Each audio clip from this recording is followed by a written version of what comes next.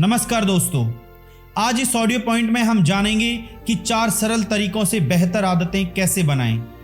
James clear अपनी किताब atomic habit में लिखते हैं, एडवर्ड थॉर्नडाइक नाम के एक मनोवैज्ञानिक ने 1898 में एक प्रयोग किया था जिसने आदतें बनाने की प्रक्रिया और हमारे व्यवहार को निर्देशित करने वाले नियमों के बारे में हमारी समझ की आधारशिला रखी। एडवर्ड की रुचि पशुओं के व्यवहार के अध्ययन में थी और उन्होंने बिल्लियों पर परीक्षण शुरू किया था। पजल बॉक्स नाम के एक उपकरण में वे हर बिल्ली को डाल देते थे।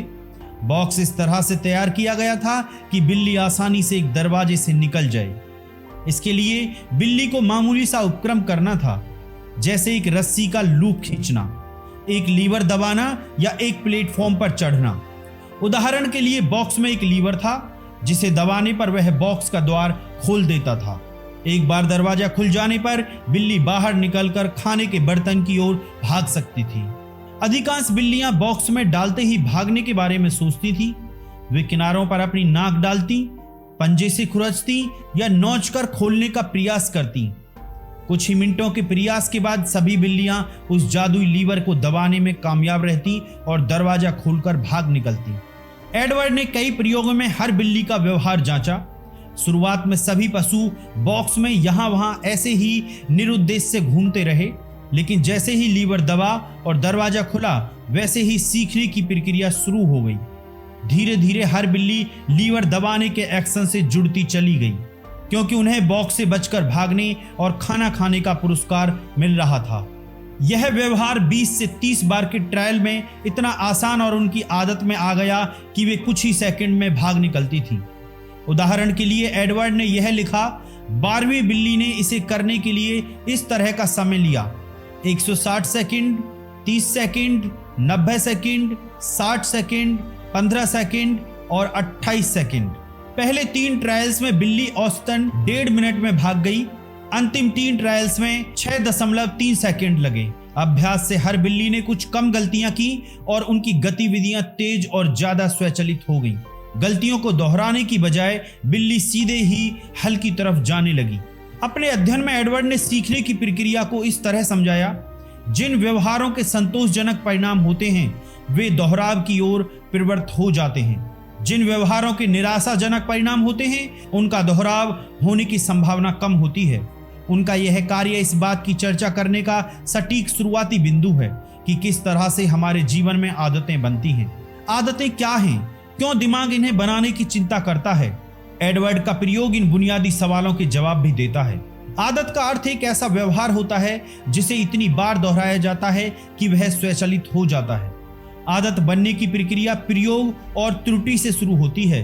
जब भी जीवन में आपका सामना किसी नई परिस्थिति से होता है तो आपके दिमाग को एक फैसला लेना होता है, मैं इस पर क्या प्रतिक्रिया दूं।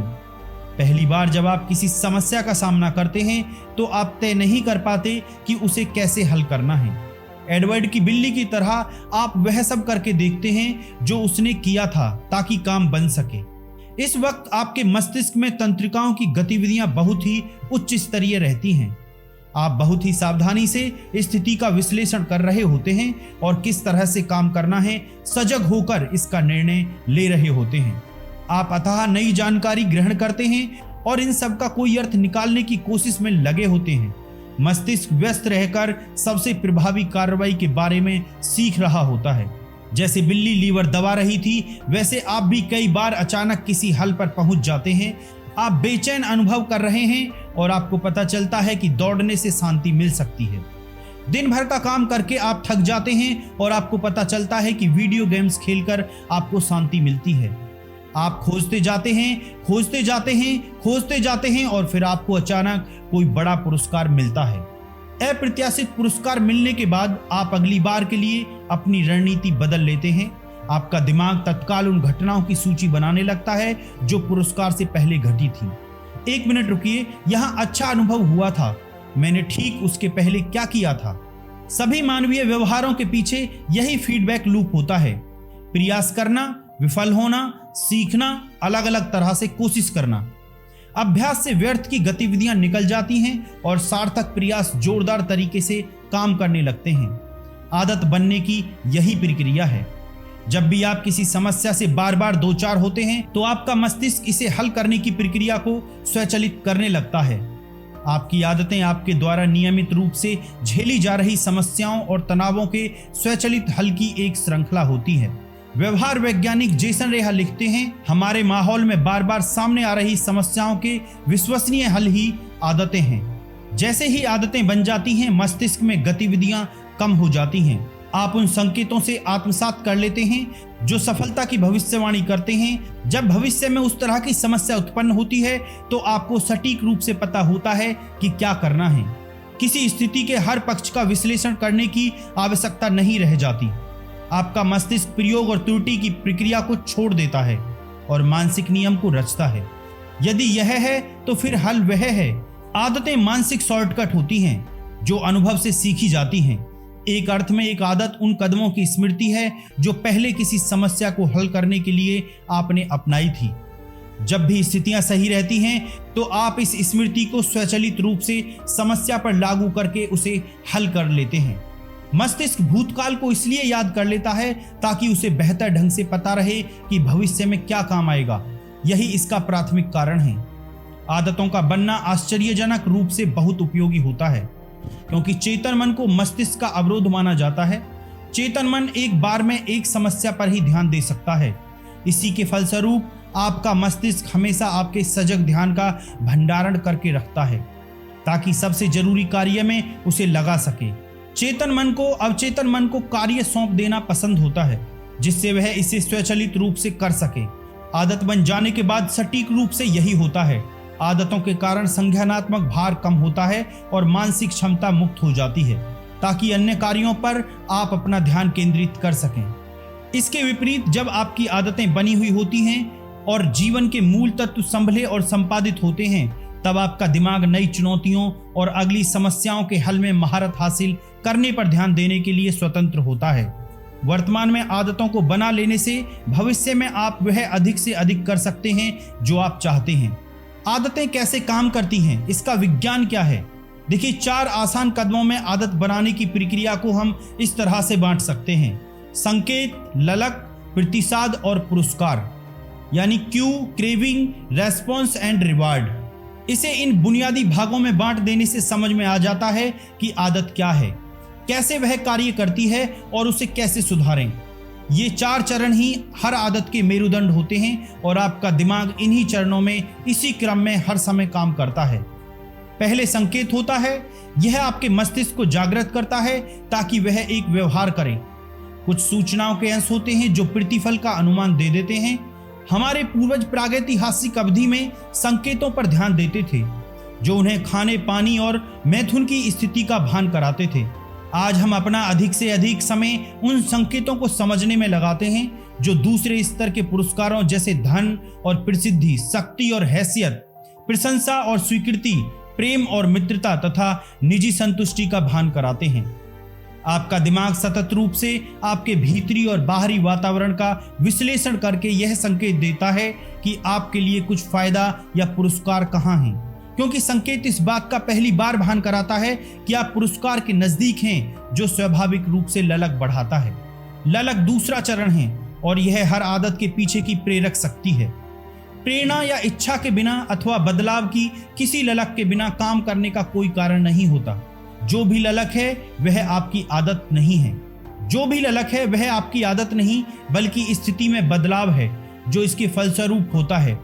आप में सिगरेट पीने की ललक नहीं होती बल्कि उससे जो राहत मिलती है उसकी इच्छा आपको होती है। दांत साफ करने से आप प्रेरित नहीं होते बल्कि मुंह साफ होने के एहसास से होते हैं। आप टीवी चालू करना नहीं चाहते बल्कि आप मनोरंजन चाहते हैं। हर ललक इच्छा से संबंधित होती है जो आपके भीतर की स्थिति को बदलना चाहती है। ललक हर व्यक्ति में अलग अलग होती है। कोई भी सूचना आपकी ललक बढ़ा देती है, लेकिन व्यवहार में लोग एक तरह के संकेतों से प्रेरित नहीं होते हैं।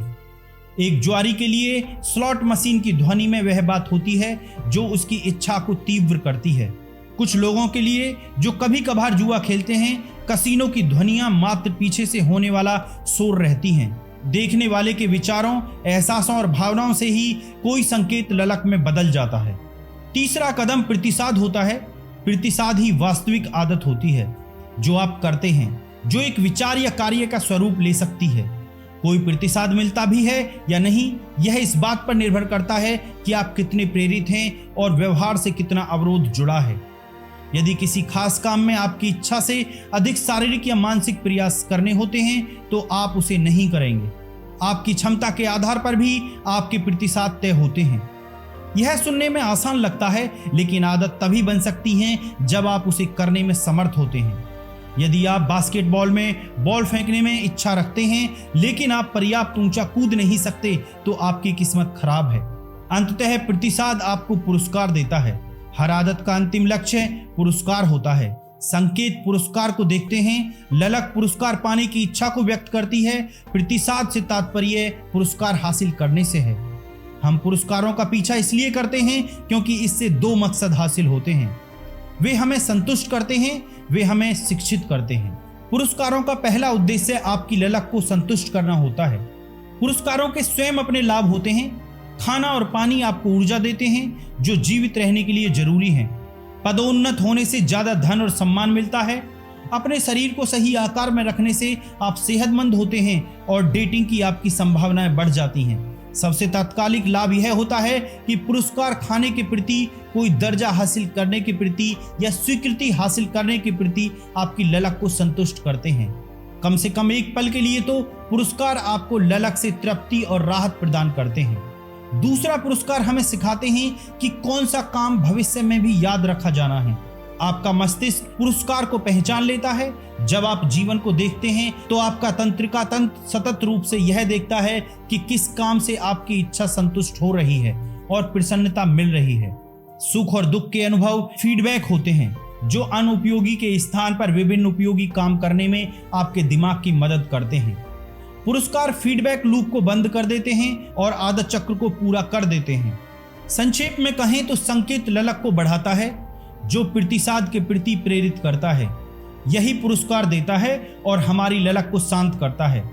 अंततः इसका संबंध संकेत से ही होता है। ये चारों चरण एक साथ एक न्यूरोलॉजिकल फीडबैक लूप बनाते हैं। संकेत, ललक, प्रतिसाद और पुरस्कार। संकेत, ललक, प्रतिसाद, पुरस्कार स्वचालित आदत की रचना करते हैं। इसी चक्र को हैबिट लूप कहते हैं। ऐसा नहीं है कि 4 कदमों की यह प्रक्रिया कभी कभार होती है, बल्कि यह अंतहीन फीडबैक लूप है जो आपके जीवित रहने तक हर पल एवं लगातार चलती रहती है और हर गतिविधि पर सक्रिय रहती है। मस्तिष्क लगातार आसपास के वातावरण को स्कैन करता रहता है और अनुमान लगाता है कि आगे क्या होगा। विभिन्न प्रतिसादों को ढूंढता है और परिणामों से सीख लेता है। समस्त प्रक्रिया कुछ क्षण में हो जाती है और हम उसे बार बार बिना सोचे समझे दोहराने लगते हैं। हर चीज पूर्व के क्षणों में ही समाहित रहती है। जब भी आप अपने व्यवहार में परिवर्तन चाहें तो आप स्वयं से आसान सवाल पूछ सकते हैं।